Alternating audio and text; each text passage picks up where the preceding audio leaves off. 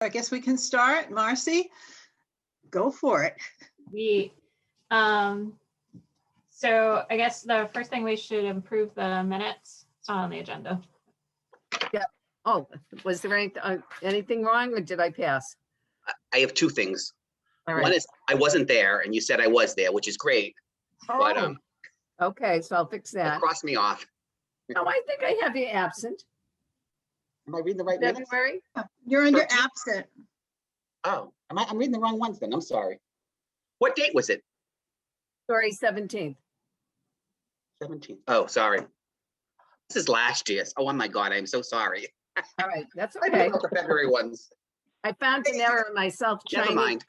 I spelled the word Chinese wrong. I didn't add the other E. But, all right.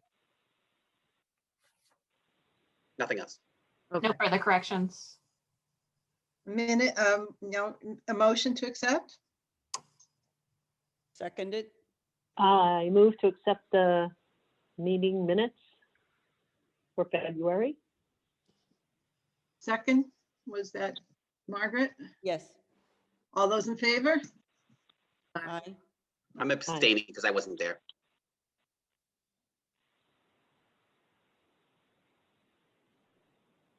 Marcy, since we obviously can't sign the warrants, do you need anybody to come in to sign warrants? Or are you all set? I'm all set. I'll probably do some either later this week or next week, and I'll Okay. probably drop them by Sue as long as she's feeling better. But I'll reach out to you, Anne, if she's not feeling better.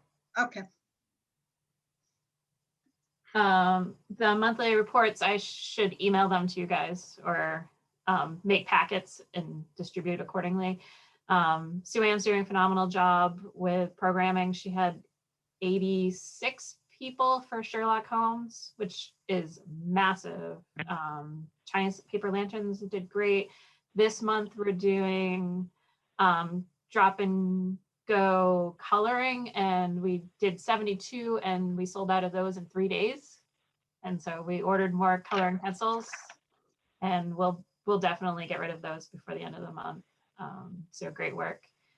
Stephanie's doing phenomenal work on her grant work, and she's really cleaning up the kids' room. It looks phenomenal in there. She's doing great work cleaning up the collection, putting stuff away. So we'll be ready to open whenever we hit 4 weeks of green. So she's doing a great job. The rest of the staff has been phenomenal about weeding and shelf reading. I had this whole staff shelf read the entire library in 2 weeks, and they were questioning it, but they got it all done and they agreed. It looks wonderful. Sue Ann and I and Barbara have been weeding a lot of the collections. I found out I haven't done a weed of the fiction collection in a while, so that has to be done. We did large print videos, so things are looking really amazing in the library. And so the rest of staff has been really helping with curbside and a lot of the organizing for when we can open. So everyone's doing a great job. So that's it for the monthly reports. So I'm going to talk about the history room, and this came up. Lincoln had come over and talked to me, the new town administrator, about opening and about other things, and he questioned Sue Ann's desk in particular of not being COVID safe, and because the fact of the matter is she doesn't have a desk that's off the floor, if you will. Well, the rest of the circ workers do have a desk that's off the floor, the full-time anyways. And so he said if there's any way we could move it or make it a little more COVID friendly, that would be ideal. So I had called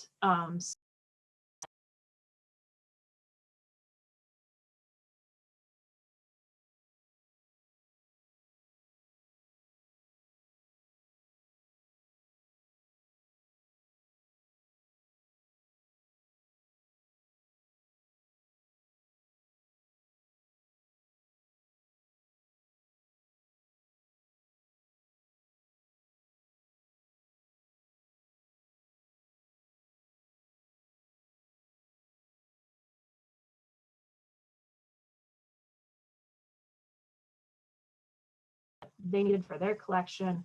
We relocated some of the materials that we had into the circulating collection. We still have the famous green book, the Whitman historical book. We have a bunch of those in storage, and we have some that are circulating. The yearbooks have all been digitized. Most of the collection that was not Whitman specific has been digitized at the state level.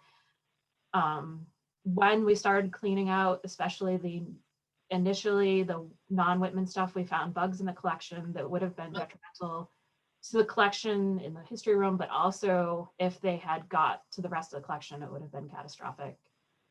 We're not an archive, and we don't have hundreds of thousands of dollars to spend getting that room up to where it needed to be, based on, HVAC, based on having a finding aid. So when we reach out to the Dwyer, they are an archive. They have those skills. They have things set in place already. So some of the collection did get relocated over there. Excuse me, could you just explain what the Dwyer is to me? It's a private archive that is located in Abington, but it has Abington, Rockland, and Whitman materials in it. And it is open to the public. Oh, Not now during COVID, but in Right. general. right, okay. Can I just say, my concerns were, I picked up I'm a trustee on the Dyer Museum as well, the Dyer Library. And when I picked up my agenda, it said, Whitman Public Library contacted the Dyer about donating the history room collection to us. So I got concerned because that sounds like the entire history room collection, which makes me nervous because I think Whitman people have interest in history. I know the room does not get used that often because it is locked. Yeah. It's behind the circulation desk. There's no sign. You kind of have to know what's in the history room in order to use the history room. So I realized the flaws in that. Yeah. I was just concerned because I thought, A, we were getting rid of our whole collection. And the second thing was, when I'm on the historical commission, we tend to donate any materials to Whitman organizations first. So in other words, the historical commission would donate something to the Historical Society and the museum first, and then the public library. And then lastly, we would use Dyer. So my concern was this maybe material or materials that are going or gone to the Dyer that Whitman people may be interested in seeing. And I don't know what it is because that's history. What's important to you and what's important to Catherine may not be important to somebody else. So that's why I would hope that we would have done that. And hopefully we can maybe come up with some kind of a policy in the future where if we have something that has potential value, and I don't want to step on your toes, Marcy, because I know you have a job of going through all the collections, and that's your job, and that's not my job. But just that we would offer it first to some of the Whitman historical organizations first, and then the Dyer.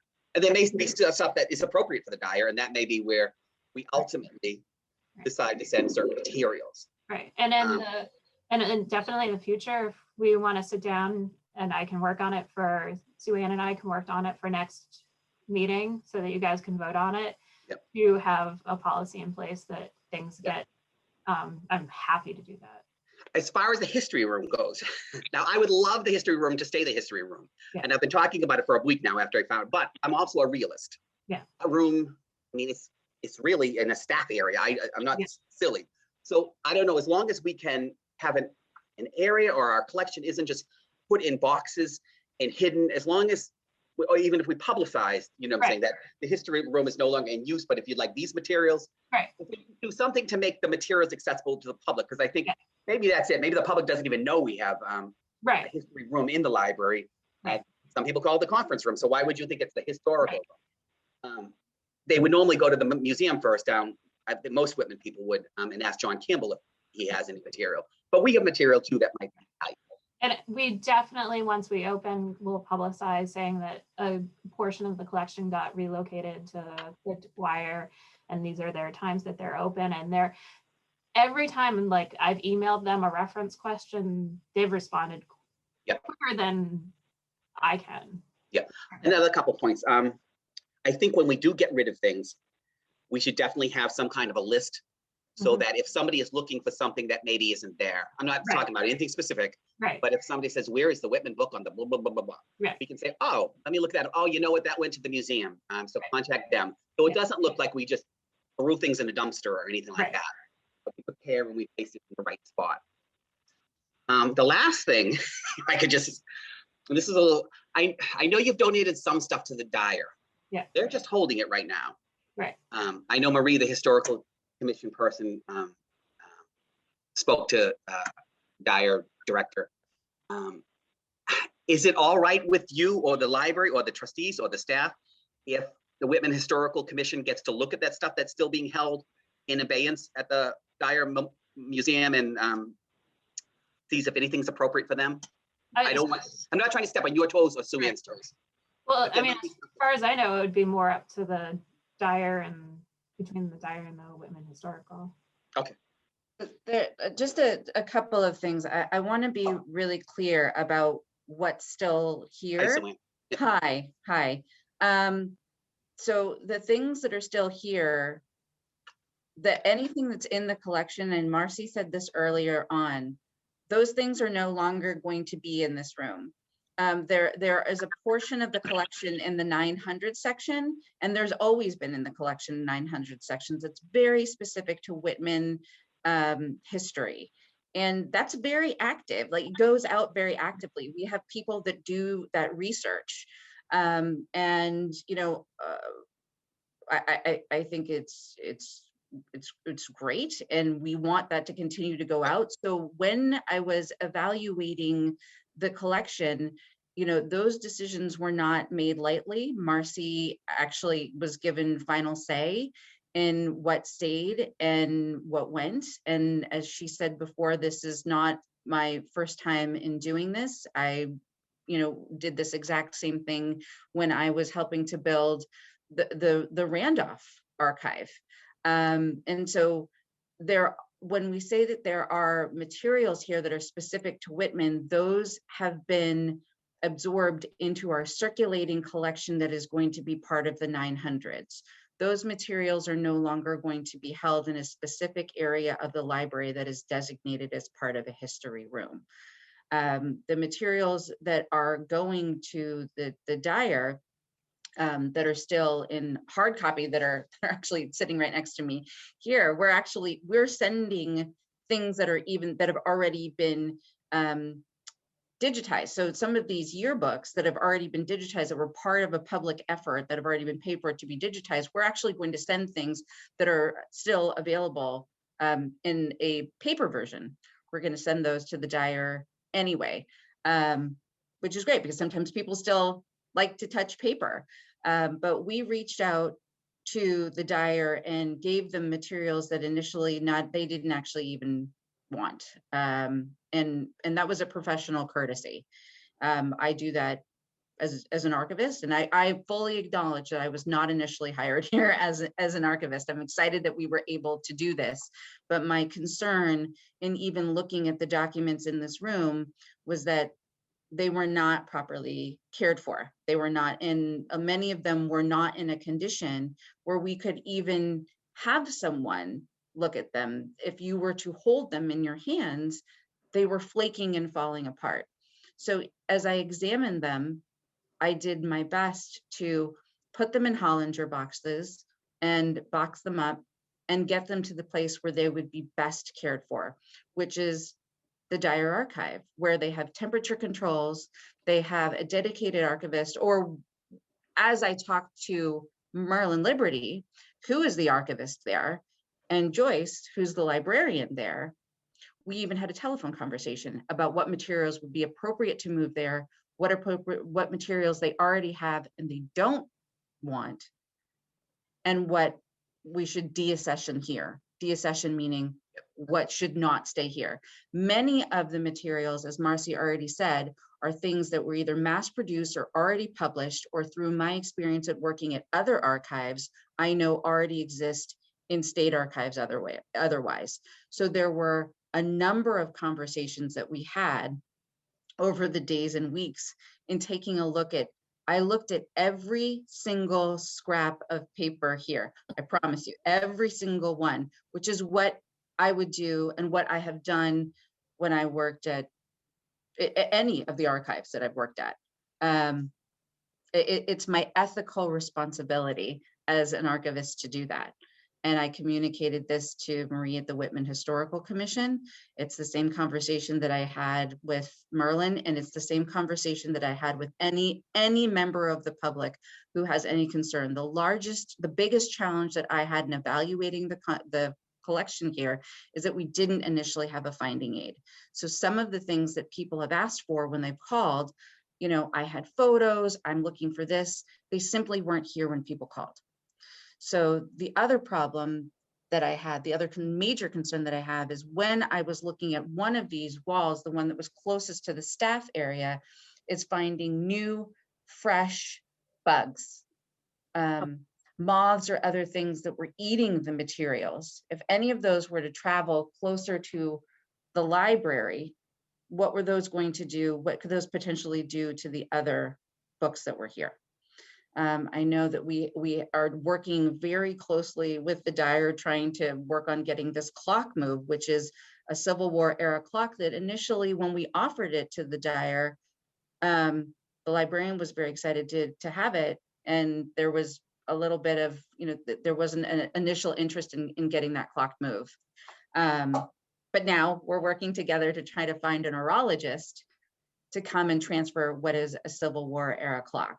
So we are working in collaboration with our community partners to try to find the best place for these, you know, these parts of our history. But this, I would say, is not the best place to have a clock from 1865. Not in this room, not in a place where it's just not, it's not safe. It's not the right home for this particular piece of history. That would be my argument. And I'm fine with, and I said, I'm fine with removing things from the collection that aren't appropriate for the library. Again, my only point is I want Whitman people to have access to it. And if that means offering it to either the Whitman Historical Commission or the Whitman Historical Society first, that's who I would offer to do. Because like Margaret said, what's the Dyer? I mean, I know what the Dyer is and I go there all the time. And I think it's great we can publicize the Dyer and I'd be glad to do that. But Whitman people relate to the things that are in Whitman and they want to know that their collection is still their collection. Right. And I think that, Marcy, one of the ways that perhaps we can address that is putting on our website that materials from the Whitman, from the history room have been relocated to the Dyer. And when people call, what the Dyer is.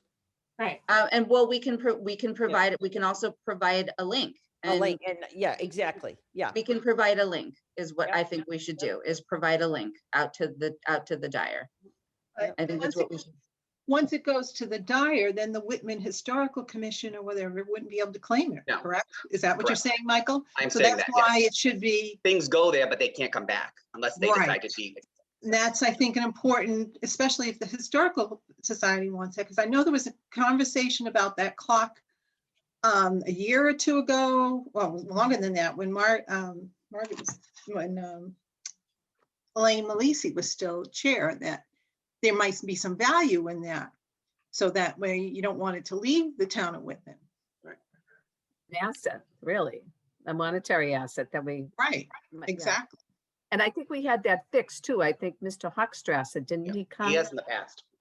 In the to past, he talk? has. I don't know. Yeah, I think he was the last person to take a look at it when we had some trouble with it. So Yeah. I don't know. Yeah, to summarize, I'm not stepping on anyone's toes. And I No, realize No. you can, Have weed the out the conversation. as you see fit. I just want it offered to Whitman people first. None of the buggy ones. Okay. Exactly. Well, that's the problem, is that it's just not possible to determine what is the buggy stuff and what's not. And I think that endangering the entire collection, the potential of endangering the entire collection is probably Right, get rid of it. was not worth it in the end. And more importantly, access and use is always primarily what I'm going to be most interested in, is exactly what you're saying. Whitman patrons, but not just Whitman patrons of this entire library system being able to access these incredible assets, people being able to use this room, and also or to use all of these documents. But also when we're thinking about this space, I think Marcy was about to talk a little bit about not just this space, but what the space in front of where I was sitting what we've re-envisioned that area becoming for those patrons. Marcy, did you want to talk about what that space is going to potentially become?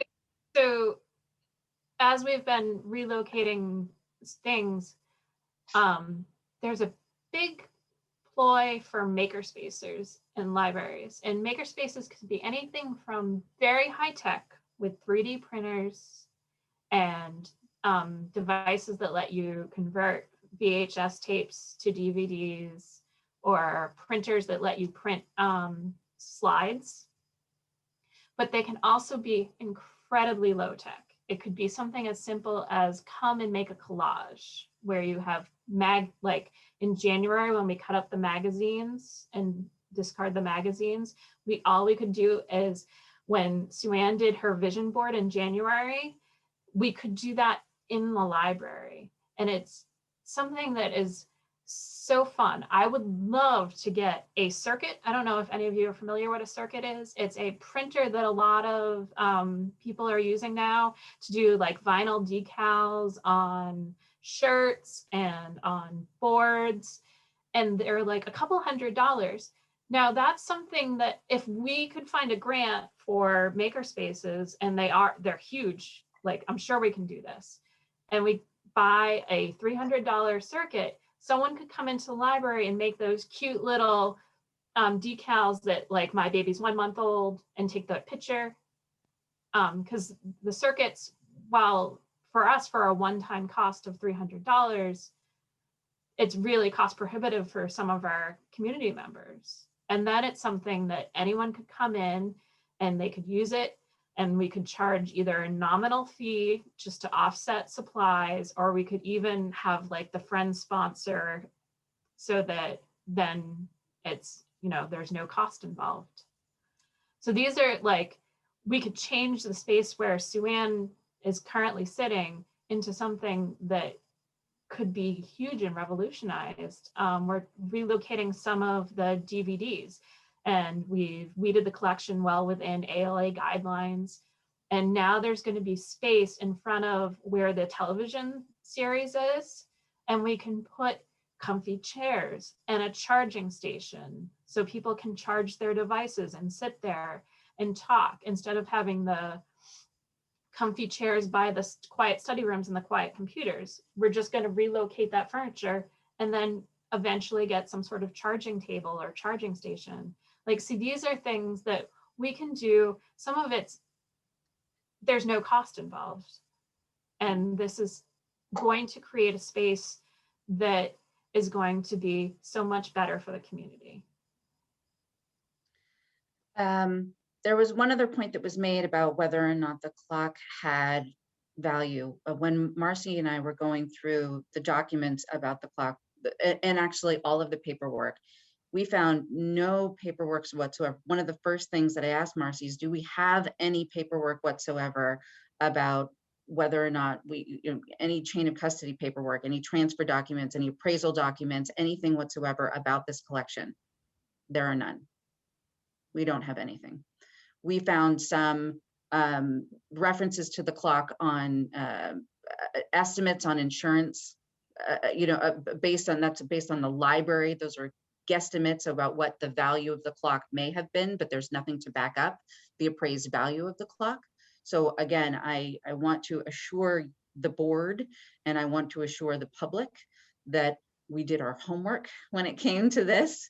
We had nothing about where any of the documents came from, or nothing to back up. Do we have ownership? We had no deeds of gift. Nothing that would give me any sense of,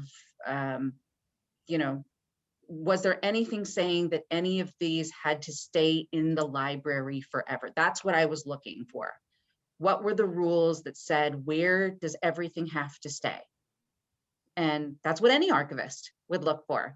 That's what I was, it was anything that dictates, where does everything have to be? Where did it come from? Where could I rehome it? Where was it supposed to go? We looked. We didn't find anything. Specifically, also on this clock, I don't have anything about repairs. I don't have anything about maintenance. I'm familiar with the urologist that you're talking about and know that he's on the South Shore. We don't have anything about repair schedules. We have nothing about appraisals. So we did look, and I am very hopeful. There was a sort of timeline given when we had those initial conversations with the Gyre about the possibility of moving the clock. I'm hoping that they will be able to take the clock, because I think that it will just be a better and safer place. I don't know that that's a possibility because they've made no assurances about it whatsoever. And I'm certainly in no position to commit them as an institution to that. But I do know that this is not the right place for the clock. Right, I don't think it's the right place either, but I have the description of the tall clock was given to the GAR post 78 by Seth Dean Reed, Civil War veteran. I know the town hall houses the GAR hall collection that was saved prior to the fire. So I don't know if you've offered it to the, or considered town hall, whether or not that would be an appropriate place, even like the selectmen's meeting room. Okay, I can offer it. I read that description to, and I texted it to the Dyer when initially they didn't want it the first 3 times. So I will offer it to town hall. The question is, Where how do we move it? Yeah. How do we move it?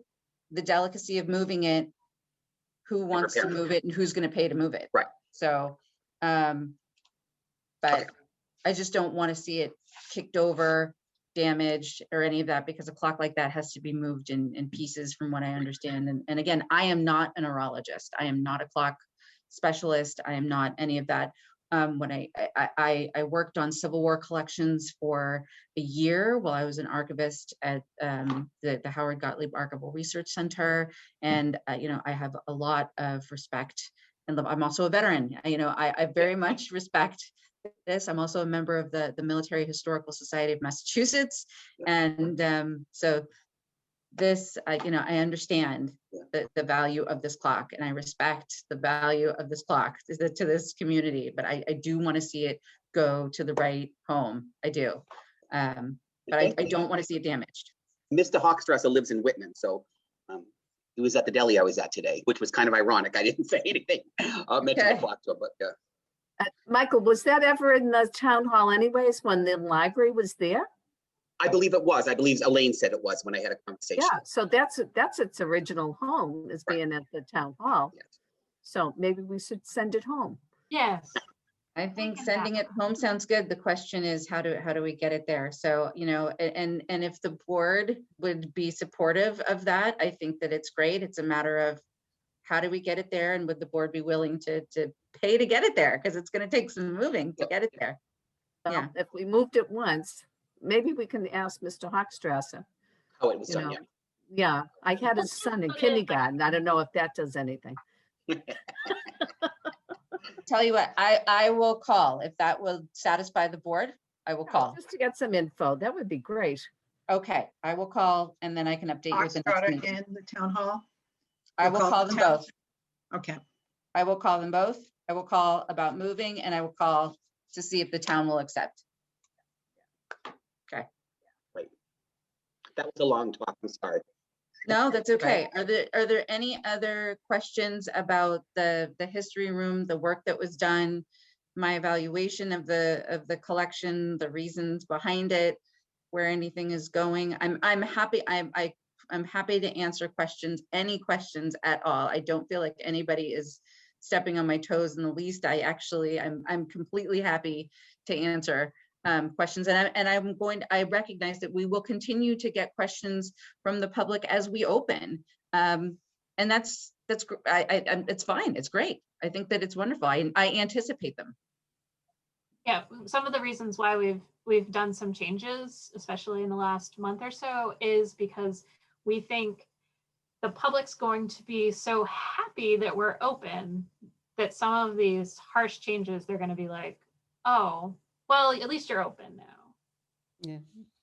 And anything that we've gotten rid of is available in OCLN. Anything from the general collection that we've gotten rid of is available elsewhere. That is our main meeting criteria, is to make sure that they can get it elsewhere. So it's just gonna take a couple days.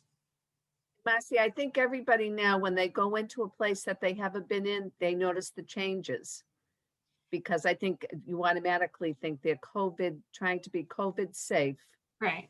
You And know, even when you go into a supermarket, or when I go into like Target or a store like that, you notice it's altogether different the way the format is. and some of these changes are to allow for a better flow and Right.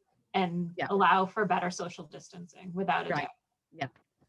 So So I can we don't- work on a policy of how we go about donating Yes, excess historical items? absolutely. So I can do that and Just so everyone knows what it is. yeah, and I'll work with some of the other directors and draft Great. it for next time. Thank you. That's my thumbs up. Can you see it? There you go. Thank you. All right, moving along. I sent you guys a proposed hotspot policy and lending agreement. Sue Ann came to me and said, we don't have one of these. We should have one of these. So I assume since no one said this is bad, that it all looks good. The only real change in that is doing a line for age. I mean, these are like, we do charge people $150 if they lose them. They're $15 a day if they're late. So setting a limit of 16 seems smart. So everything else is what we've been doing anyways. It's just written out. Do you want a motion to accept the policy as presented for hotspots? I don't know how you worded it, the title of it, but The proposed hotspot policy and lending agreement. lending agreement. So moved. Second, Second.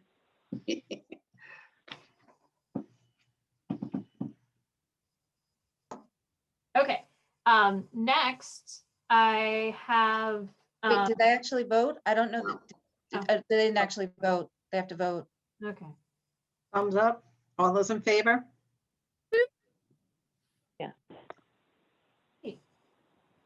Okay. So I have for you guys, and we can talk about this more next week or next month, about adding more hotspots to the collection.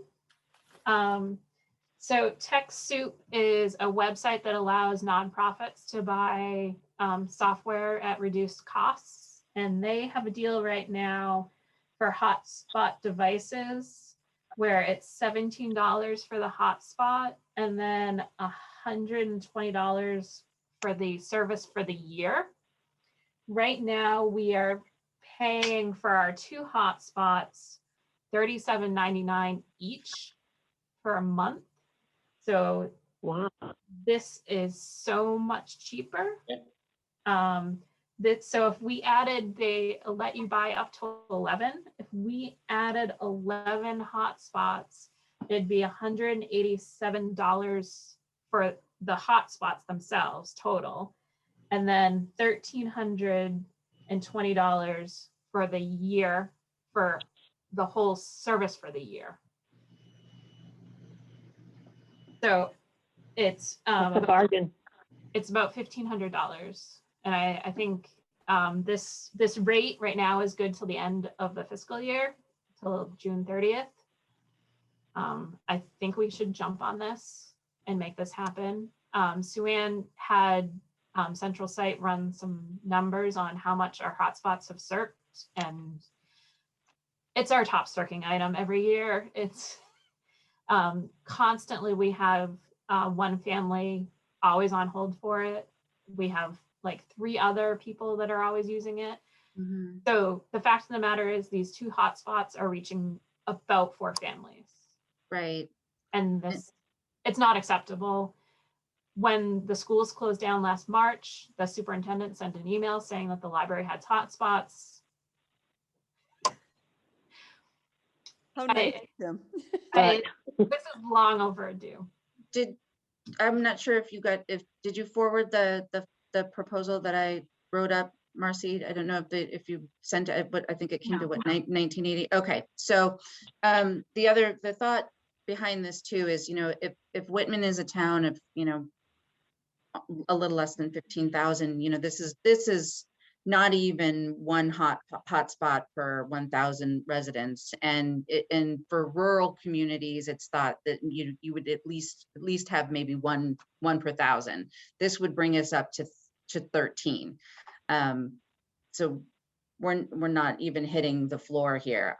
And at this point, I think that residents have figured out if you put it on hold, and immediately it's coming right back, you know, to the same group of people. You know, again, we're right back to that point that you made earlier, Michael, about access and use, and to be able to support people. I would love to see this number be bigger than the 11. My original thought was to come to the board and to ask for the 15. Even if we were to go to double this number, I think you would just be hitting just the tip of the iceberg for what this community needs to even support the programming needs. Like, in order for me to be able to run an Excel program, like I've reached out to Goodwill of Northern New England and Southern New England to try to start these sort of job programs and job readiness programs, and any of like these resume readiness programs. And if we're even considering having any sort of laptop programs, how can I work with Marcy to get laptops out to people if we're not also going to push out some sort of a hotspot to people? The need is just, it's crushing. So while we're coming to you and Marcy, and I would actually consider maybe not pushing off this particular request to next month, just because the need is so dire. What are you asking us for, right? I would ask for the 1980. I would ask for at least $2,000 for this. $2,000 is what I would ask for to support hotspots. I mean, June 30th is the deadline, but this goes out every day, and then it's got to sit in quarantine. Please go ahead. How are you funding this? Marcy, what line is this coming from? This would have to come out of the trust funds. So this would be out of the $10,000 that we allocated already. Or part of that. we can wait another couple of weeks and we'll get our state aid, and I can pull it out of there, because right now we pay the two Verizon ones we have out of state aid money.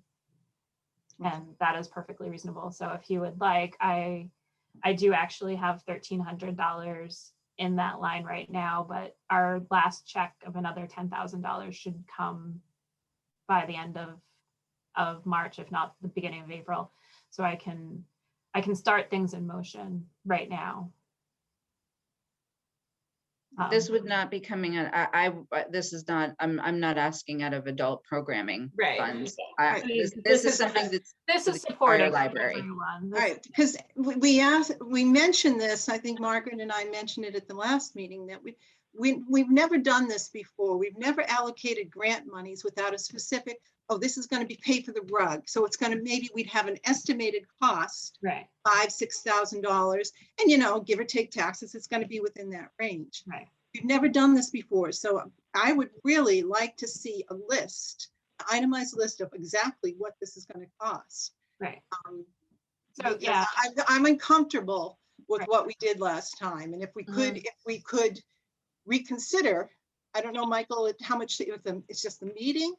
I almost like to reconsider and have that declared in the motion that no monies will be spent from any grants until we see exactly what this totals. And if Yeah, I mean, I can make that motion if people, I don't know how the rest of the trustees feel. and I mean, I'm happy to use the state aid money for that, because it is a circling item. Right. And I think that we have an actual proposal written up with specific line items for it. Yes. So I'm happy to email that to all of you. We're talking about the hotspots, not the programming, correct? Yes. Yeah, hotspots. That's fine. You take it out. I think I agree with you, Marcy, to take it out of where Right. the funds that you have now, Yeah. so that we can do that. I think that's a great idea. But were you talking monies? It just, that was an issue with me. I don't know if anybody else has a problem with that, but I would really like to see a more clear, detailed accounting of what that $10,000 is covering, because that's a lot of adult programming too. And I kind of agree with you too, because then we can see the collaboration between the adult, and we had talked about how nice it was between the adult programming and how it was fitting in with the children's programming too. So I think we'd have a better idea. See, Right. I'm the treasurer at my house, so Mhm. So, I pay the bills, so I kind of like to know where right. the money's going.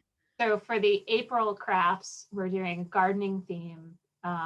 Sue Ann's giving out pots and dirt and bookmarks with basil seeds in them. And then Stephanie's doing pots and dirt and they're butterfly seeds, like it's paper that looks like butterflies and it has wildflowers in them. Right. So, Yeah, well, then you should have a budget there, a cost. Right. Because sometimes what happens too, if I know I have, X amount of money, then now maybe I'll buy the more expensive thing instead of economizing a little bit. So, Yeah. and plus the other part is somebody will come up to me, in town and say, how come the library did X, Y, Z? And I'll say, I don't know about that. I don't remember spending money on that. Yeah. Right. So I think as a trustee, I should, and if I'm allocating money, I should know specifically where it's going, Right. probably Absolutely. before it's being spent. Absolutely.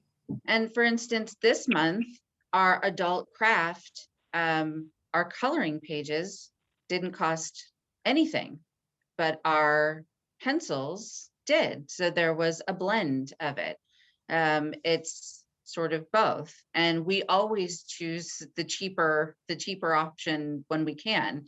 Marcy and I will sit together and try to go for the most economical option every time. So I'm sure at no point do we see this as a free for all or a run on public dollars. No, and I didn't mean to imply that, and that's not what I meant.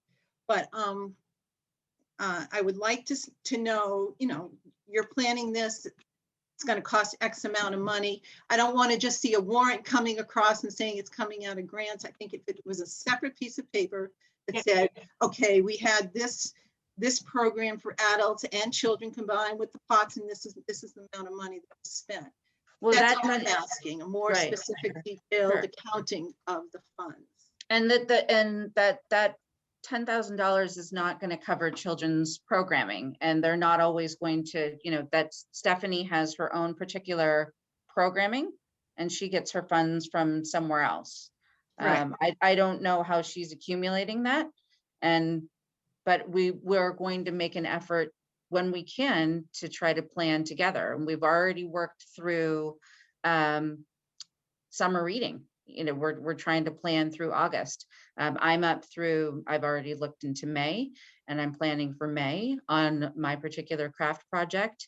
But she also has a lot going on with her grant. And so there's a huge amount going on here. So we're doing our very best, and we'll continue to work together. I don't have the June craft planned, but in terms of my programming, I'm out to October and trying to look at people that we're booking all the way through October. Some come at a cost, some don't cost us anything. The person that we just signed up, Chef Bill, that's not costing the library anything. And we're having a tremendous response. So there wouldn't be nothing to turn over to the trustees there. And that's something that's, Wednesdays and Fridays.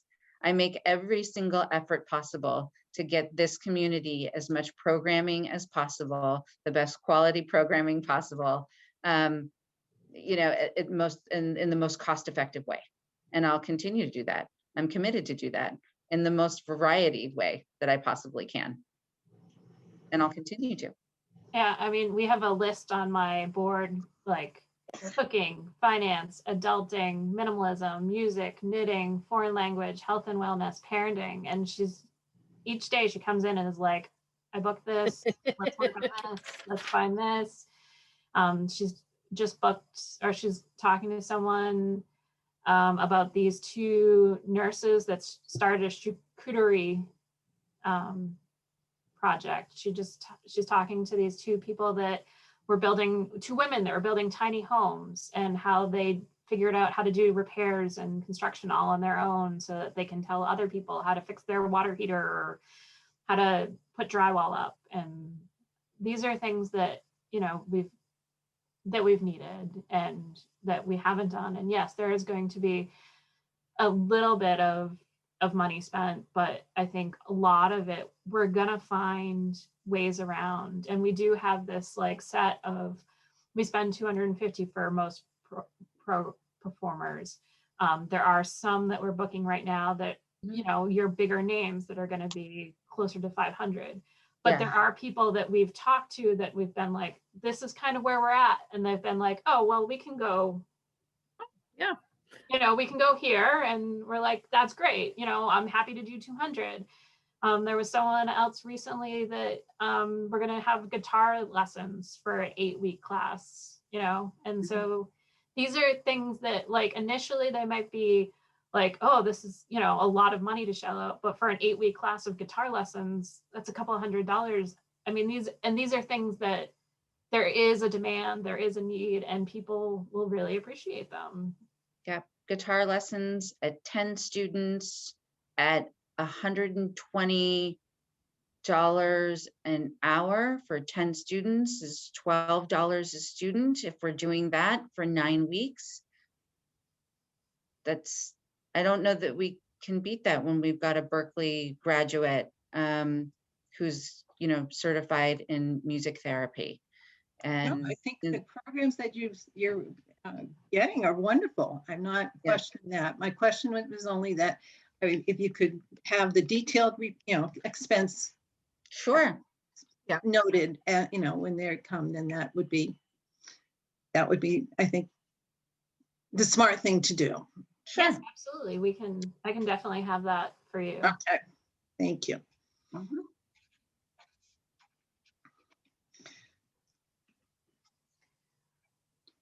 Okay. Sorry, Marcy, you were on Hotspots. Oh, Do you sorry. just want to go ahead to start doing that and then coming back to us with more? Did anyone need more numbers on that? Because you kind of told us what it was, or. Yeah, it's 15.7, but Sue Ann said, let's bump it up to 2,000. My proposal was for 1980. That's the number that I came up with. 1980, $2,000 is what I see will end up buying us the 11 hotspots with. That's for hotspot, mobile beacon, 4G LTE internet service. And that is a service that covers most of the country through Sprint. So when I hold it up, that's the coverage across the country. It's pretty good. Yeah, and I was looking at I scrolled in earlier today in and the entire South Shore is 4G coverage. It's pretty extensive. There's some stuff out past Worcester that's 3G. But I feel like as long as the entire South Shore is in 4G, I think that. Well, Marcy, where would you come up with the difference? I guess that's the question. If you go with Sue Ann's 2,000 as opposed to your 1,500, right, where are you going to come up with the 500? Would come out of state aid money. Okay, so it Yeah. sounds like you are good to go on that then. Yeah. Yeah, and I have 1,300 sitting there right now. Again, I'll get another 10,000 All right, then we're good. in a month. Yep. Okay. So do you guys need to vote on that? Sure, I move that we authorize the library director to spend up to $2,000 on the 11 hotspots plus service. Mhm. It will come out of the, you said library grants? The state aid. State aid, I'm sorry, state aid. Second. All those in favor? You need a vote? Right. All in favor? Yes. Thumbs up? Thumbs up. So the last thing I have on the agenda is a tentative reopening plan. Lincoln told me that his plan is, the Board of Health's plan really is to have 3 weeks of green and then a final week of, a 4th week of green, and then to open the Council on Aging in the library. After the 3 weeks of green, he's going to open Town Hall. Right. What's screening that? Run that by me again. 3 So weeks of- last week we were yellow. Oh, 3 weeks of green. Okay, on the thing. Okay. Here's the handy little chart. For population group, it is less than a 10 average cases per 100,000. So we're not there yet. We're at 19.8 for last week, but we were trending lower. There is obviously some concern with today's festivities of St. Patrick's Day. Oh, okay. Don't blame us. No. I'm Irish as well. But I'm not out drinking, so. However, and April break, I think might be a problematic. So I don't know when we're gonna hit that 4 weeks of green. Obviously, we haven't hit that yet. So it's probably gonna be at least, unless we hit green next tomorrow, it's probably gonna be at least 5 or 6 weeks before we have to make some real plans. But I wanted you guys to start thinking about, do we want to talk about by appointment only? Do we want certain hours? Do we want by occupancy limits? What will What will Do the we Board get- of Health recommendation be to you? the Board of Health hasn't made any. Okay. We can give our thoughts to them.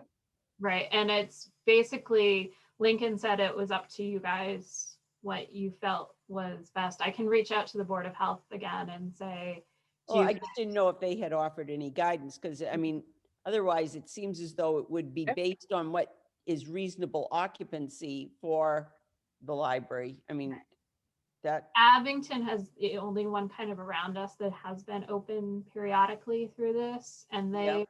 they've done it like they're not open their 50 hours yet.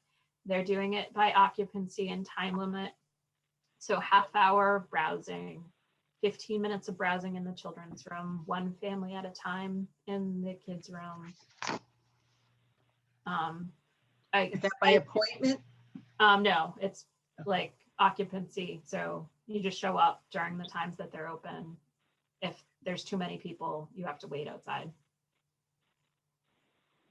Hanson was by appointment Yes. before they closed down, and that went very well. I went in there a couple times.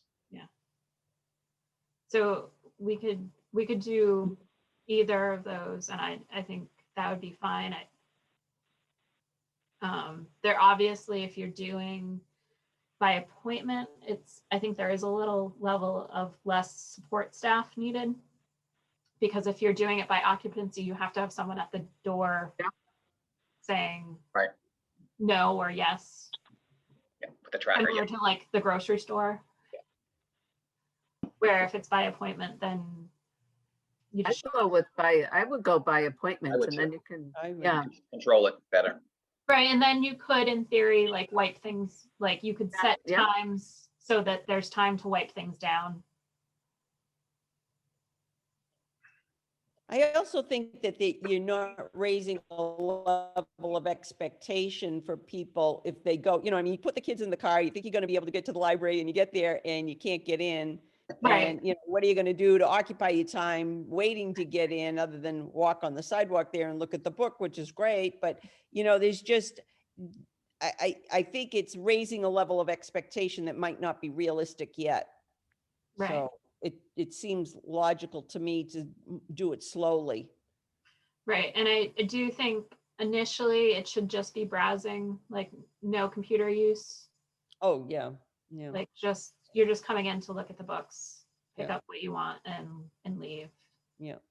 We were talking today about puzzles because we used Oh. to have a lot of toys in the children's area that we pulled in March Yeah. last year. I don't know when we're gonna get back to having toys that kids can play with in the children's room. Well, I don't know that parents would feel comfortable about that either. I mean, Right. do it anywhere. So, Right. why would you have a lower threshold in the public library? So it's just initially, I think I want to see several weeks of green into hopefully gray before we start talking about computer usage. Mhm. So, yeah, I will reach out to the Board of Health and see if they have any recommendations or if they like the by appointment only. And then we can start talking about, next time we can start talking about what times that looks like. And I can talk to Sue Ann and the staff. Mhm. 'Cause I want them to feel safe and comfortable. And I'm just curious too, will there be any discussion between you and the Senior Citizens Center? Yes, and I've talked, so they're slated to be open the same week that we Right. be open. And How will are they they, gonna do will it? they have a limit? I'm just Yeah. wondering if there'll be some Yeah. collaboration that would be common to both of parties. Yes, and I know Mary Holland very well, and so I've talked to her repeatedly through this. You poor thing. I'm kidding. I'm kidding. But tell her you said that. But I've talked to her also about maybe sharing a custodian, because I talked to Lincoln about that, and he liked the idea of hiring a full-time person that we would share as opposed to a part-time person that was just us. Right. He thought that was a better buy-in, so. Mhm. Good. Okay. All right. I will be in touch. I just have a question. Did you ever get any resolution on your closing for weather?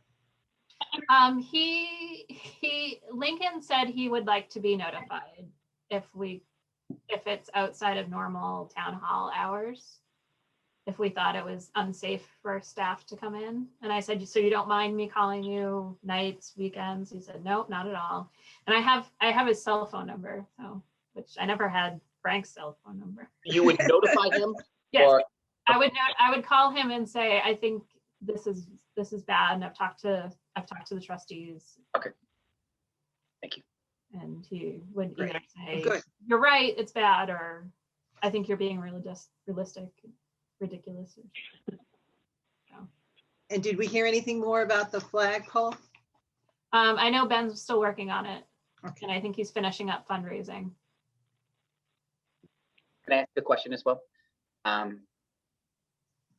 We get a ton of requests at town hall for passport applications. I know you can get them online, but I don't know if you can either acquire them or print them up for people, especially since computers may not be available. But I must get like 5 requests a week, which doesn't sound like a lot, but it's a lot after a while. Yes. The council on aging isn't doing them anymore, so they don't get applications. So there's no place for the public to pick them up. And there are some people in the public that aren't that computer savvy, Yeah. as we found out during the COVID situation, scheduling. So they would love that. And then I could say it's at the library. That would be great. Because I know you do the tax forms. That's Yeah, cool. I'd be happy to print those out and have them accessible. We just launched our WH print email, whprint@ocln.org. People can email their print jobs, and then we put them out on the curbside table. Yep. It's working beautifully and wonderfully. Great.